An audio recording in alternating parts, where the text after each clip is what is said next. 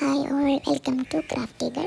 അപ്പോൾ ഇന്നൊരു ring album ഉണ്ടാക്കാനാണ്. അപ്പോൾ റിംഗ് ആൽബം ഉണ്ടാക്കുന്ന സമയത്ത് കുറച്ച് ശ്രദ്ധിക്കേണ്ട കാര്യങ്ങളും അതിന് വേണ്ടിയുള്ള ഡിവൈസും കാര്യങ്ങളൊക്കെ ഞാൻ കാണിച്ചിട്ടുണ്ട്. ഞാൻ ഇതുവരെയായിട്ടുള്ള വീഡിയോയിൽ ഈ കാണുന്ന ഡിവൈസ് യൂസ് ചെയ്തിട്ടില്ല. ഞാൻ ഇതിപ്പോൾ എന്താണ് യൂസ് ചെയ്തിട്ടുണ്ടായിരുന്നത്. കുറേ പേര് മെസ്സേജ് ചോദിച്ചിട്ടുണ്ടായിരുന്നു അഫോർഡബിൾ പ്രൈസിന് ഇത് കിട്ടാൻ ചാൻസ് ഉണ്ടോ എന്നുള്ളത്. അപ്പോഴാണ് ഇതിന് ചെറുതാണ് ഞാനിപ്പോൾ ഇതിന് വേണ്ടിയിട്ട് വാങ്ങിയിട്ടുള്ളത്.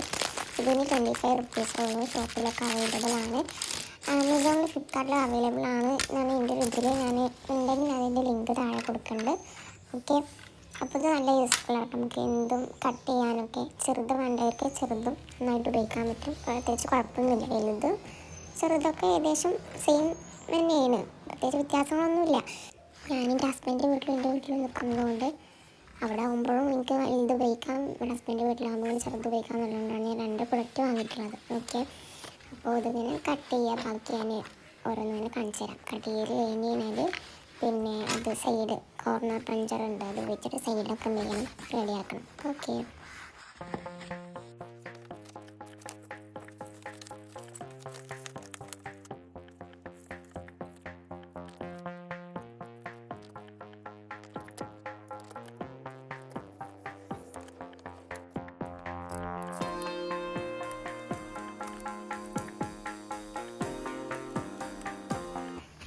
കണ്ടില്ലേ, നല്ല വൃത്തിക്ക് നീറ്റായിട്ട് എന്ത് ചെയ്തിട്ടുണ്ട്, കട്ട് ചെയ്തിട്ട് കിട്ടിയിട്ടുണ്ട്.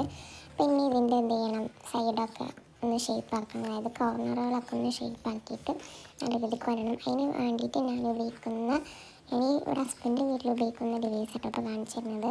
ഓക്കെ, ഞാൻ 2 ഡിവൈസ് ഉപയോഗിക്കുന്നുണ്ടോയെന്ന് ഞാൻ അവിടെ നോക്കിയായിരുന്നു നിങ്ങളോട് പറഞ്ഞതാണല്ലോ. ഓക്കെ, ഞാനത് കാണിച്ചു തരാം. അതെങ്ങനെ യൂസ് ചെയ്യേണ്ടതെന്നൊക്കെ ഞാൻ എന്ത് ചെയ്യാൻ പറഞ്ഞുതരാം. ഞാൻ യൂസാക്കുന്നത് ഈ പഞ്ചറാണ്. ഇത് നല്ലൊരു പഞ്ചറായിട്ടാണ് എനിക്ക് തോന്നിയിട്ടുള്ളത്. കോർണർ പഞ്ചറിന് ഏത് ഷോപ്പിൽ പോയി പറഞ്ഞാലും നമുക്ക് കിട്ടാൻ ചാൻസ് ഉണ്ട്.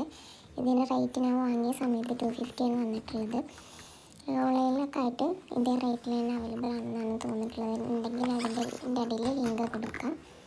അപ്പോൾ ഇതെങ്ങനെ യൂസ് ആക്കേണ്ട കാര്യങ്ങളെന്നൊക്കെ എന്ത് ചെയ്യേണ്ടത് ഞാൻ ഇതിൽ തന്നെ കാണിച്ചു തരുന്നുണ്ട്. സിമ്പിളാണ്, എല്ലാവർക്കും ക്യാപ്പബിളായിട്ട് തന്നെ ഉപയോഗിക്കാൻ വയ്ക്കും, കുഴപ്പമൊന്നുമില്ല.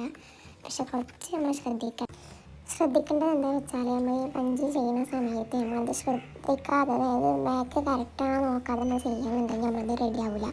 ഞാനിപ്പോൾ ചെയ്യുന്നത് നിങ്ങൾ നോക്കിയാൽ തന്നെ ശ്രദ്ധിച്ചാൽ മനസ്സിലാകാൻ പറ്റും. ഞാനിപ്പോൾ ഒരു ഭാഗം കോർണർ പഞ്ച് ചെയ്തു, പക്ഷെ അത് റെഡി ആയിട്ടില്ല, റെഡി ആവാതെയാണ് വന്നിട്ടുള്ളത്.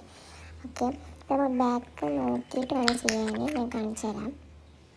അതിൽ ഇതുപോലെ അതിൽ കറക്റ്റായിട്ട് കിട്ടണം.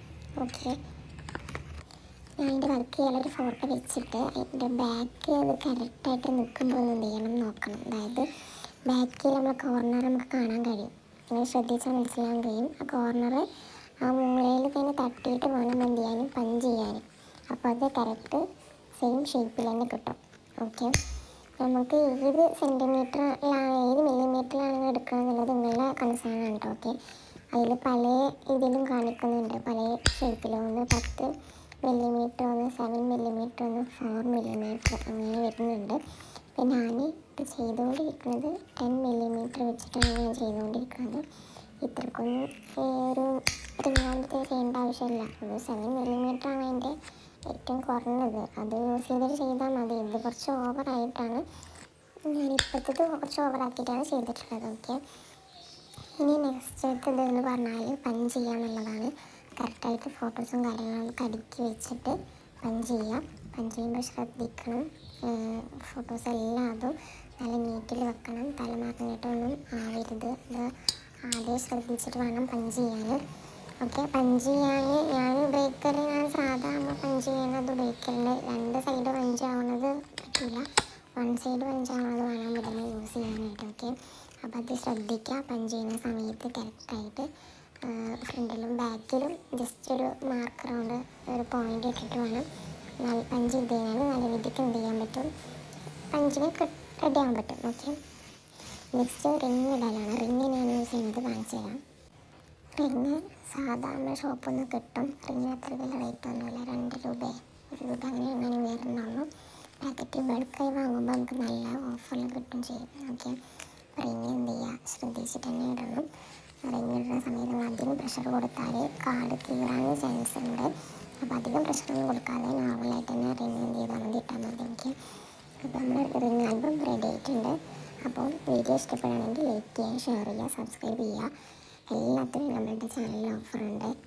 സാധാരണ ഓർഡർ ചെയ്യാന്നുണ്ടെങ്കിൽ എനിക്ക് എവിടെ വേണമെങ്കിൽ എത്തിച്ചേരും. അപ്പോൾ ഇൻസ്റ്റഗ്രാം എല്ലാവരും ഫോളോ ചെയ്യുക. ക്രാഫ്റ്റി ഗ്രോ സ്റ്റുഡിയോ ആണ്. അതിൽ മെസ്സേജ് അയച്ചാൽ മതി. എന്തെങ്കിലും ഡൗട്ട് ഉണ്ടെങ്കിൽ മെസ്സേജ് അയക്കാം. ഓക്കെ.